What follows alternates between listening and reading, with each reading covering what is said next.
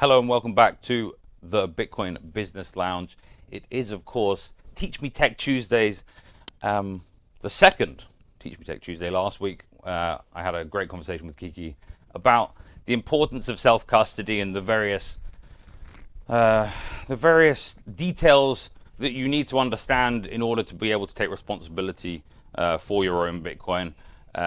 We talked about wallets, signing devices, nodes, and some of the skills you need to learn to take on that responsibility. A very important one for Bitcoin. It's an asset that doesn't require custodians or intermediaries, and so there is no correct way to use Bitcoin. But certainly in my eyes, if you're not taking self-custody, then you're not actually using Bitcoin. This week on Teach Me Tech Tuesday, I'm joined by one of the greatest supporters of the London Bitcoin space and Cypherpunk House in particular. Someone who's very passionate also about open source software. So today we're gonna be having a conversation about the importance of open source software and also how that relates to my guest's current project, which is about. I'm not actually going to tell you anymore just yet because he can tell you all about it himself. And here he is, the man of the day, Mr. Dan from ANGOR. Dan, welcome to the show.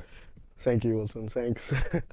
So Dan, tell us a little bit about why you think open source software is important, and I guess in particular in the Bitcoin space. Okay, well, it's a heavy question. I mean, first of all, open source has the benefits of the softwares out there, and everyone can take it and modify it and change it and read it. And I guess it means the ultimate form of competition. If you build a product and somebody else can take your product and do it better, there is no barrier for that other competitions to take the software that you're building and do something better with that. And eventually, everybody wins, I guess, in that approach. But initially, I mean, when we built, shall I talk about what we're doing? We'll get on to ANGOR in a little bit, but I thought we were both at a great festival hosted at Cypherpunk House just a few weeks ago that you kindly sponsored, Bloomfest, where our friend Max Hillebrand gave a talk on why software should be open source and should should there be such thing as intellectual property, and in what sort of area should it exist. My understanding is that if you're a proponent of open source software, you believe that you're essentially opposed to intellectual property. Is that a good way of looking at it? I guess there are all kinds of opinions about open source. The intellectual property is a very interesting debate, and I think it sort of directly ties to how software should be open source. I can tell you the main reason that I decided to open source our project is because we are building decentralized technologies, and in order to enforce licenses, or if you have some sort of license on your software, then you sort of need to go and seek government help to enforce that. And it didn't make sense to me that you would build decentralized technology that doesn't require any authority or any help from the state or from an authority, but then you would go and close it and make to enforce your. This is poetic because last week, with I think perhaps every single one of my guests, with Kiki, with Cypher, and with Ben, we talked about how Bitcoin has property rights that are guaranteed by its own system, whereas for basically everything else, the property rights are enforced by violence, and and states have a monopoly on violence. And so therefore, if you want to enforce any sort of property rights, you're essentially asking for some violence to happen. Yeah, right. exactly. The same. Yeah. That was the main reason, but there are all kind of other reasons as well that I think open source makes a lot of sense. I mean, look at all the biggest platforms out there. For example, Netflix. They use a lot of open source software. If you go on their app and there is a section there in the settings where you can see all the open source protocols. It's insane. It's just, the entire system is built on open source. So I mean, people say the whole world is built on open source, right? Linux. If it wasn't for Linux, there would be a lot of things not working right now. Name pretty much any system you can think of, and there's some sort of bit of Linux in it somewhere. So we all benefit if we go open. And part of the worries that you have with open source is, oh, somebody will take my code and use it and make money on that and maybe steal my business model. And I understand those fears. Well, development has a cost, right? So it's how do you, if you spend some time, energy, effort building something that doesn't pay off while you're building it, how do you then get back that that investment that you've made? That's a very good question, and I think it's an open question there is a lot of debate about it. So there are some models, I guess. The Linux model is support, so they're building something, everybody can use it, and if you need help, go and pay them. I will challenge the readers. How many of you, when you install a Linux software, they often has this button that says "Pay us a donation." Give us a donation. Red Hat, is it? Is that group? Yeah. But okay. How often did you actually do that? Maybe I gave them coffee once. So I don't think this is necessarily the best model. Expecting donations when you build open source. But I'll confess to a sin here live on television. I once was stupid enough to donate. I think it was £5 to Wikipedia. I've spent many hours reading things on Wikipedia, so it didn't seem like a terrible idea. But now that I know what Jimmy seems to do with the money, that's not happening again, right? Okay. But there are some good foundations, right, for sort of open source things that do good. The Ethereum Foundation perhaps isn't one of them, but yeah. But we do have some good ones. Can I intervene Please. and say which is my favorite open source wallet that has a very good business model? That's Wasabi Wallet. Interesting. Yeah, their code is open source and they have a model, and they even Wasabi used to be profitable until they had to close for reasons that are out of their control. But I sort of look at that implementation, that concept that Adam did with Wasabi, and trying to replicate that as well with what we're doing. So tell us more about your current project. It's called ANGOR. My understanding is it's about bridging the relationship between trust minimized money, which is Bitcoin, and business contracts. Is that a good way of looking at it? Like tying performance. It's real smart contracts, not just some nonsense for borrowing or lending on a shitcoin. Yeah, it's real smart. Yeah, it's real actually real smart contracts on Bitcoin. I guess, I mean, if I had to summarize what ANGOR does at a very high level is it's a funding and investing protocol that brings together investors and founders. However, the funds are not given to the founder directly. They are locked into time-based milestones on the Bitcoin blockchain on layer 1. And so a founder is sort of, they don't get all the money up front, and any investor can at any point they can take back their investment or what's left of their investment without anyone's permission. There are no third parties. There is no oracle. They don't need the permission of the founder, and and when the investor takes back their fund, they have a burden of a penalty, some sort of penalty, which is also a time lock. So what this does immediately becomes obvious with when you use such a protocol is you get founder accountability. The founder can't take the money and do what they want, and investor protection, and there is also an alignment of incentives.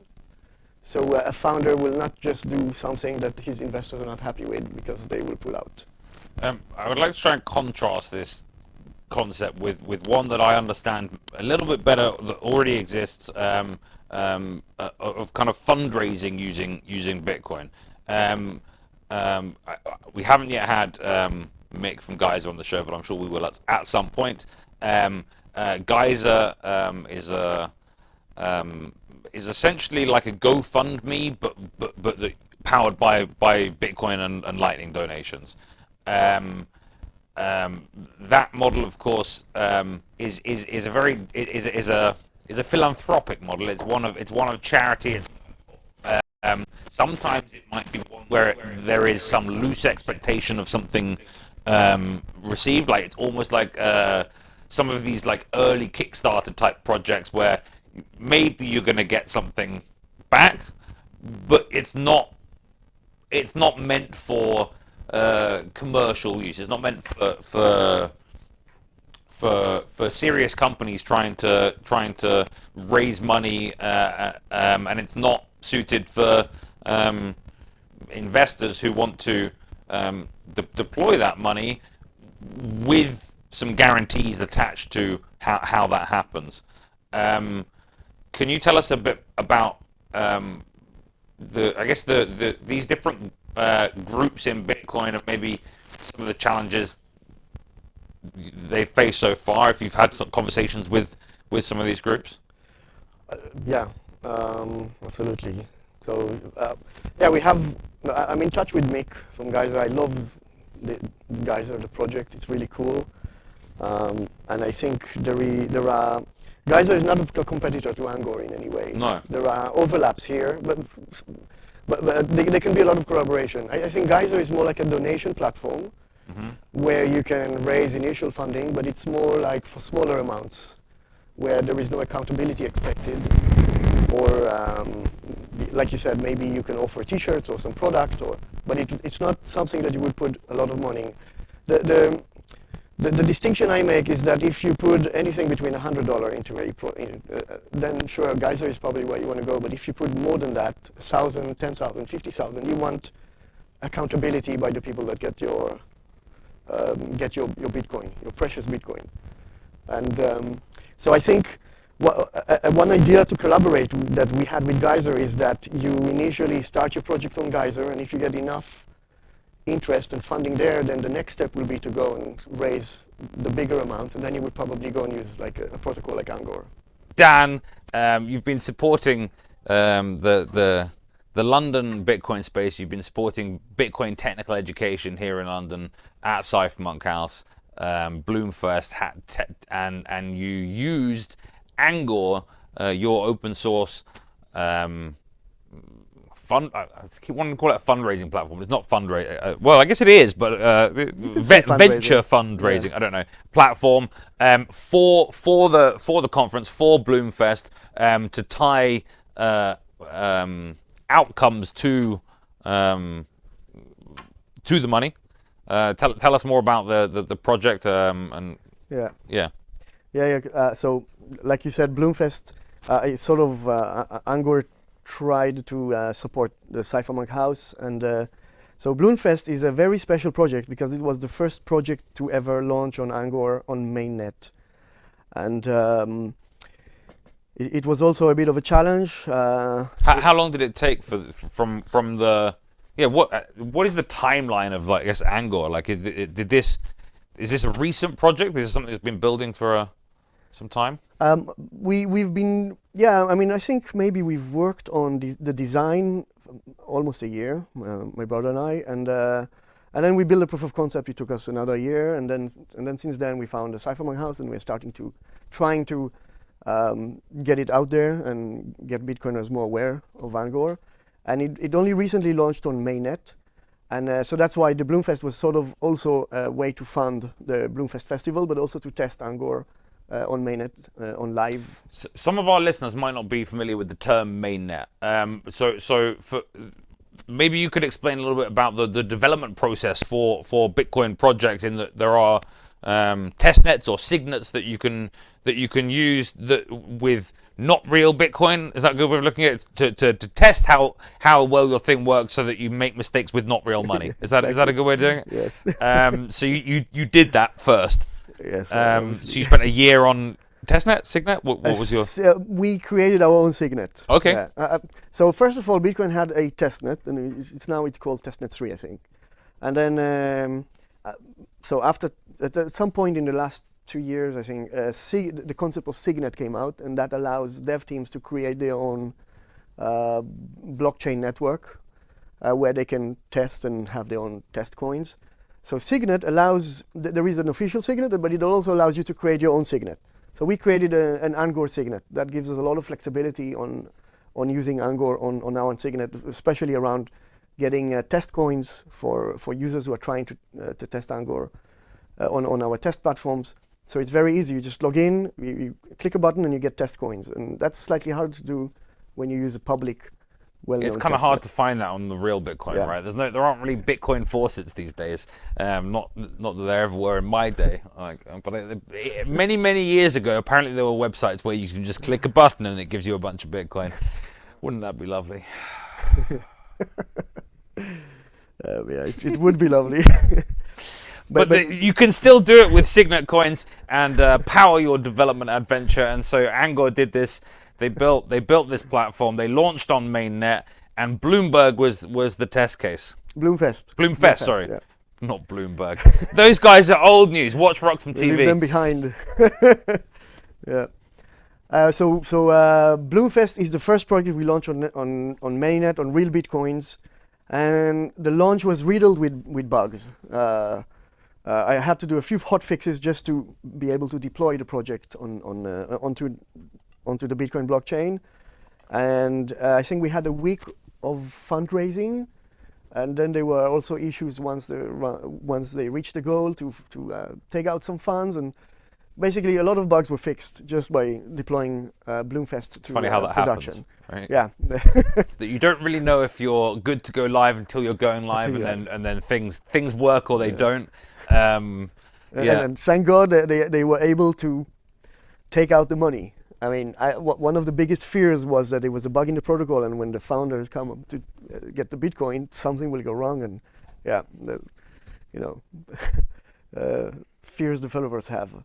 But also what's unique about Bloomfest is that a few of us, like I funded some of it, but the rest, there were 14 investors. I saw, yeah. And they raised, is it over a quarter of a Bitcoin, is that right? 2.5. 0.25, yeah. And at least 10 investors are the community, people who go to the house and wanted to support Cypherpunk house. Yeah. And there was a speaker dinner after that if you are an investor, and the funds that they will raise will help them also to continue maintaining the house in the future, which is partly why they put the fees, what they're trying to raise a bit higher. So yeah, that's the first project. Really I think cool. it's very important to support technical education. I think there are many people in the space, myself included, who've spent a lot of time trying to help other people learn more about how Bitcoin works, so that people can use it in a sovereign way, or pointing people in the direction, or introducing people to the right people, or bringing certain people into town to talk about certain things, right? And I think there are we love decentralization when it comes to networks, but when it comes to community, decentralization isn't ideal. And so I believe we do need in-person Bitcoin events. I know many people who are very privacy focused aren't necessarily huge fans of meeting up with other Bitcoiners. Fine, you do you. But I do think that these events are important. I think I think it's important for multiple reasons. One, the Bitcoiners. It's easy to learn about Bitcoin online, I think, actually, to be honest. But it's rare that you actually get to spend time with people who are like-minded and have a lot of hope for the future. People say Bitcoin's a cult. Maybe it's a cult that's winning. So, you guys can choose. You can choose to be surrounded by people who say this is a cult, or you can choose to be surrounded by the people who are in it, who have big smiles on their faces. Yeah, I mean, the way I see it is, if you belong to a cult, then this is a cult about freedom money, and something that changes the money and brings a very positive impact. Maybe a cult's To all okay of if us. it doesn't have a leader. Yeah. Fair Huh? enough, yeah. I like a cut. You know, if it's based on values rather than on, yeah, on one person. I don't know. Satoshi is our leader. Is Did he? you know? He published a lot of data, and we often go back to the scripts. And he disabled a bunch of opcodes that some people try and re-enable. Like yeah. That's a conversation for another day of the week. Back to Teach Me Tech Tuesdays. Dan, tell us about your technical journey in Bitcoin. You're not a developer, is that right? I am a developer. You are a developer. Yes. Sorry, you are a developer. Have you always used Bitcoin in a sovereign way, or did you keep Bitcoin on an exchange and then it's been a process? Tell us about your Bitcoin technical journey.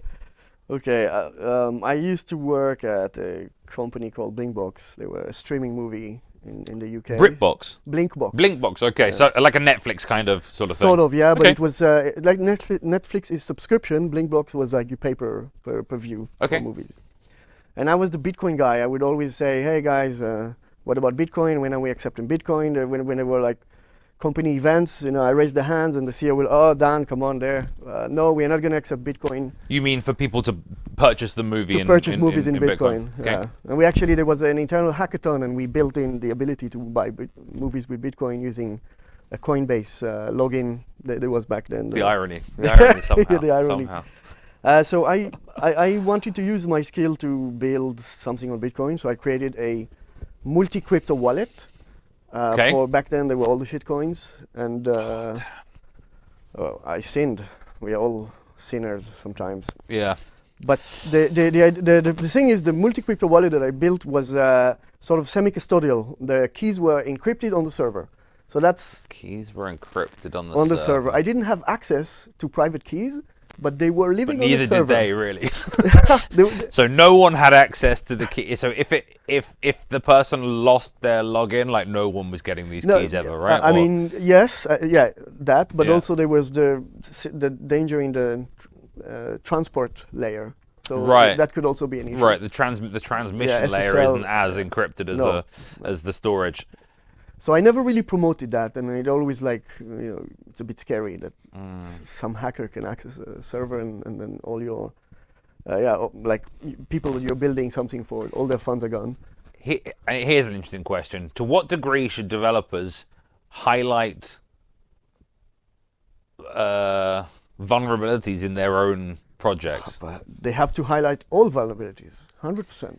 There's no doubt about that. But to what degree are you enabling the attackers of or maybe that's the point, is that you need to make your software anti-fragile? Yeah. If there is a vulnerability that is dangerous now, you have to slowly try to patch it up and then release the software after it's updated. But you should, in advance, if you know that there are vulnerabilities, you have to make sure that those are communicated. If not, you're being dishonest. Dishonest. Yeah. 100%. Do you think the software development community have different values to the rest of society? Like this, to me, I mean, a lot of people get into Bitcoin. Well, some people get into Bitcoin because they're truth seekers, and ultimately they get led to Bitcoin because it is one of, if not the most true system that's man-made, at least. Do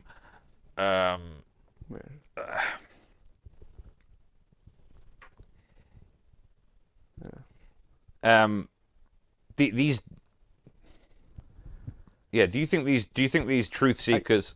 I think you don't have a chance to survive in the Bitcoin space if you're not honest. That is quite, and you have to build reputation.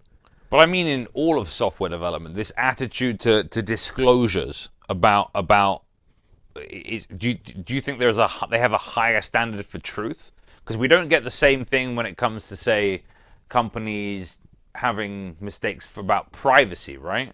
Necessarily, when there's a data leak, that happen. We get informed about it afterwards, not not before it happens, right?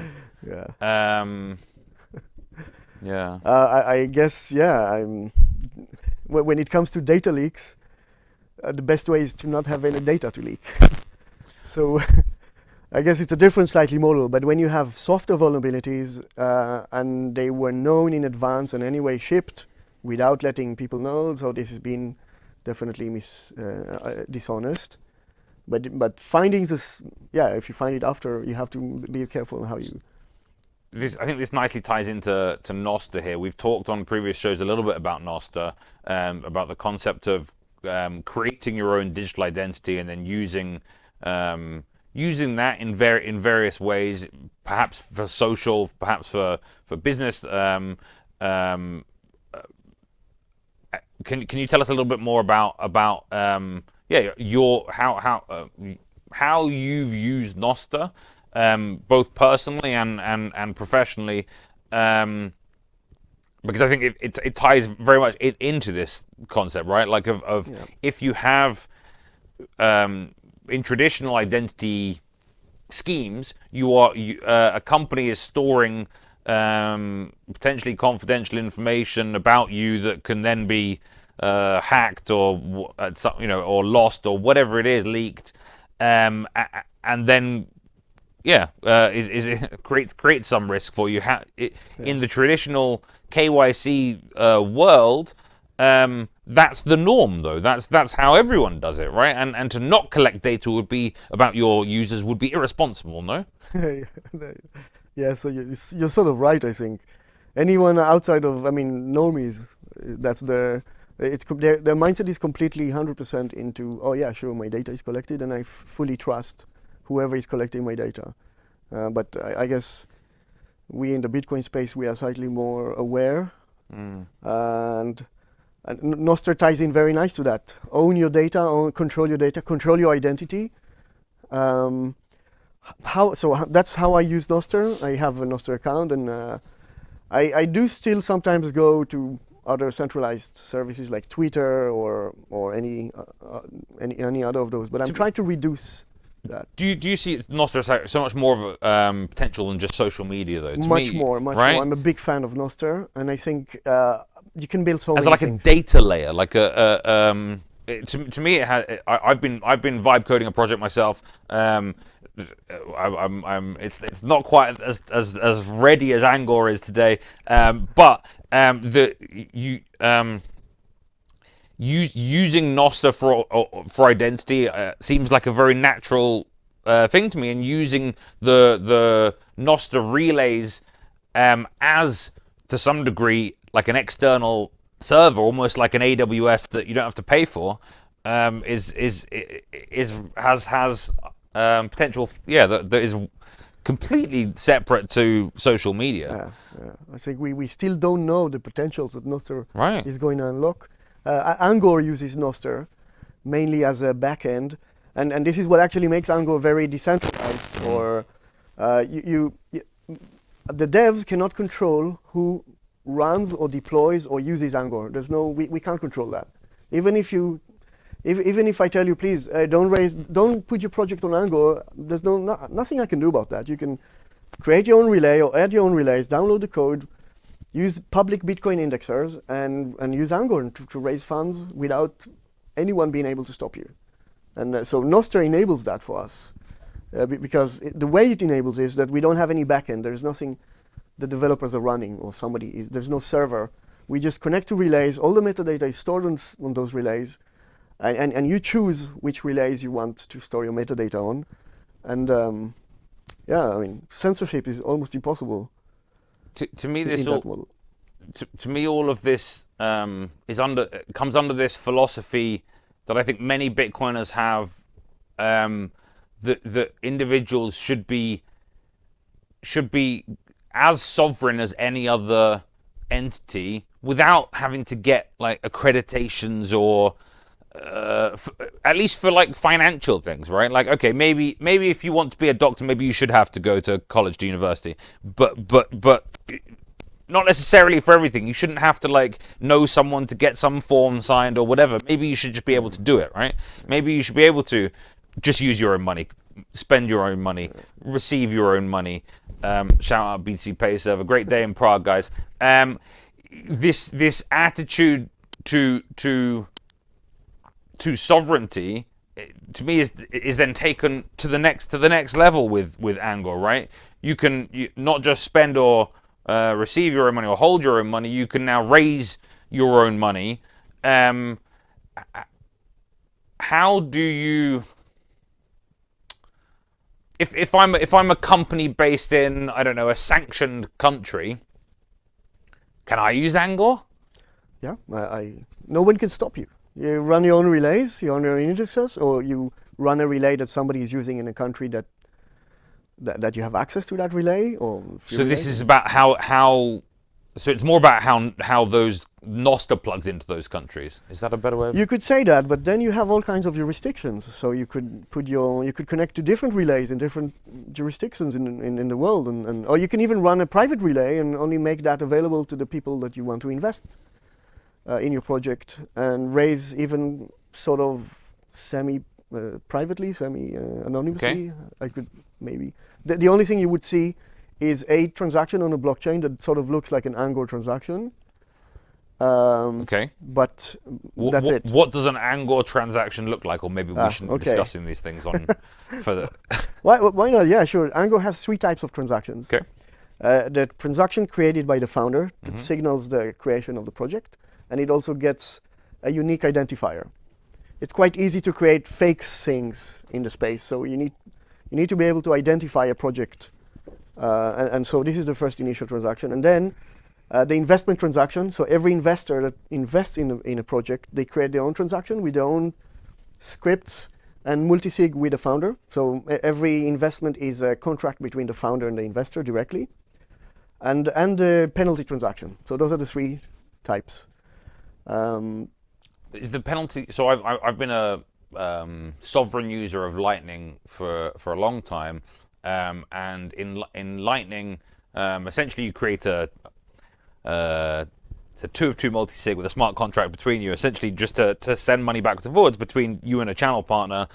But there are some mechanics whereby maybe your channel partner could try and steal from you because they're updating. They don't update their ledger after sending some money your way, right? And so can kind of enable a double spend if you don't have some sort of mechanism to protect against that. But in Lightning there is a mechanism to protect against that, although the revocation transaction. I think I call it the justice transaction. Maybe that's not the right word. Oh, yeah. Yeah, I remember making like 300, the film 300, like 300 memes about this in 2021 of the justice transaction of the guy like kicking the person into the giant hole, whatever it is. The essentially, if you run your own Lightning node, you can operate these things called watchtowers, which is where you send information about the current states of your Lightning channels to some third party, and then they can watch. They can watch for related transactions and declare them as being invalid if your partner tries to steal from you. So is this a similar sort of mechanism? This is a bit similar. So the design was sort of taken from Lightning.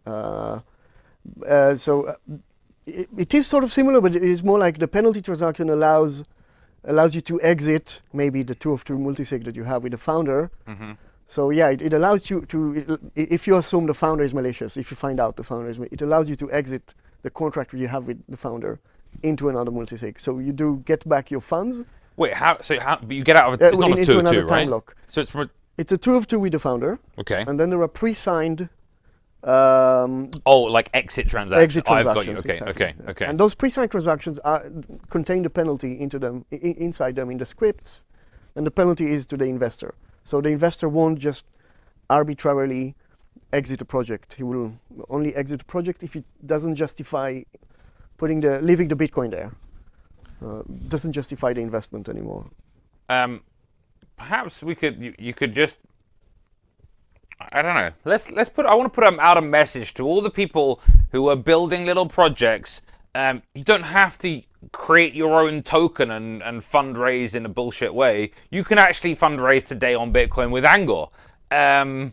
where can people go to learn more about ANGOR, and how can they get going today and fundraise for legitimate projects, please, guys? Yeah. Even if it's not legitimate, Still use ANGOR. You're still protected. Okay. You cannot steal anyone's money. Ah. This is a very powerful concept, I think. Yeah, so it's not going to be attractive to you scammers, I'm sorry. But for all of you people trying to build real things today and raise money from Bitcoiners, you don't need to use some other token. You can use ANGOR to raise using Bitcoin. So where do people go to find more? Go to angor.io. So that's Okay. the landing page. And That's from there, ANGOR.io. yeah. Okay. And from there, you can go to documentation, or you can go to our test network and do a test project, try it out. And if you want to raise on real Bitcoins, then you just go and it's a different URL. So ANGOR is right now a web application, Okay. and which is obviously not secure, but it's a proof of concept.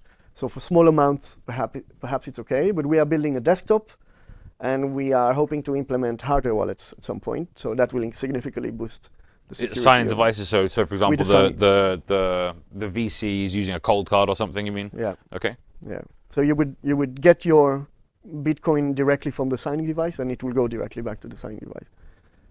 There are some challenges around there, but that's something that we have on the roadmap as well. I would like also to mention the ANGOR Hub. Please. Okay, so ANGOR is really a wallet. It's a protocol, and you download the wallet from GitHub and you run it yourself, and it just creates the ANGOR transactions for you. There's no middleman. There's no third party. But ANGOR Hub is sort of So the investor and the founder download the same software and they're good to go? Exactly. And Okay. they keep the keys, and there's no other third party that is involved with the contract, Okay. Bitcoin contract. However, ANGOR Hub is a sort of it's a Nostr client that scans the Nostr network and shows ANGOR projects to invest in. And so ANGOR Hub is sort of hosted. The ANGOR team is running one hub, and we will filter out projects that are maybe illegal in the UK if they're trying to raise money for illegal stuff. Okay. This is down to, we are accountable. Or from sanctioned countries, Yes, this sort exactly. of thing? We have to do that. Yeah, okay. However, my hope is that people in the space will run hubs. Maybe it's VCs, or maybe it's people giving grants, like maybe OpenSats or HRF. And they can decide what projects will appear on the hub that they are running. And we are even trying to build a mechanism where the person running the hub will share some of the fee when a project is raising money, and there is a bit of a fee there. So all the due diligence, the hard work that you're doing, the due diligence to identify a good project, you should get rewarded a bit for that work. So that's something else that we are like. I hope to see that happening in the Bitcoin space. That makes a lot of sense. Dan, you mentioned that you would filter certain companies. I know you do run your own node. Can I ask, do you run core or do you run knots, sir? Or do you run both? I've heard some people run both, which doesn't make any sense to me. Which implementation are you running, sir? Oh wow. Is it? You don't have to say. That's becoming a bit of a political. It is. question. It's a huge thing. Especially now that I don't know if you saw Ashi Guru. There's a new samurai whirlpool being spun up, and these transactions are, is it 80 VB in the, no, sorry, what am I saying? 80 bytes in the op return. So if you're running knots, you're currently censoring samurai transactions again, guys. Yeah. And probably ANGOR transactions as well, because we are putting some data in the op return. And ANGOR transactions, guys. If you're running knots, you're actually then making people go fundraise using shitcoins, kind of. What do you support? Are you running knots as well? That would be. I'm running core. You're running core. I think there is place for both, but knots is really just a copy of core with some additional features. Sure.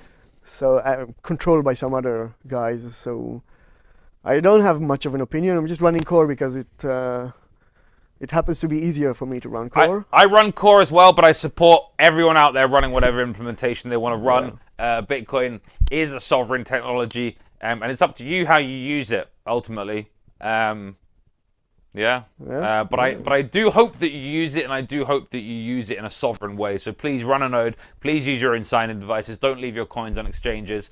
I would even suggest the Knots team go create a project on ANGOR and try to raise some support. It doesn't have to be that you promise any equity or any return or future revenue. Just like sort of a donation where you are getting money to keep Knots running, and it could be that the funds are locked for a whole year every month, so it could be even like a sort of a salary thingy, and that would be really cool to see. Maybe the plebs really like Knots, and they will give you the support. I mean, it's a sort of a way to see how many people are supporting it. I like this, and I think we're going to have to have you back in the studio at some point to have a bigger conversation about how we fund the development of Bitcoin and related things, how we fund Bitcoin developers, because for open source, they're not profiting from the sale of the software. It can't just be philanthropic. And this does need to keep going for the long term. So Bitcoin developer funding is an ongoing issue. It has some relatively centralized organizations currently funding it, you could argue. It is very political sometimes, and we need to open that up, and I'm very thankful that ANGOR is helping to open that up. Thank you to all of you watching, listening to the show today, here live on RoxomTV. This was Teach Me Tech Tuesday. Dan, thank you for joining us here in the Bitcoin Business Lounge, where it's not about how many points you have, which airlines you fly on which credit card you have, but whether you are in Bitcoin and building with Bitcoin. Thank you. I'm Walton. This is RoxomTV.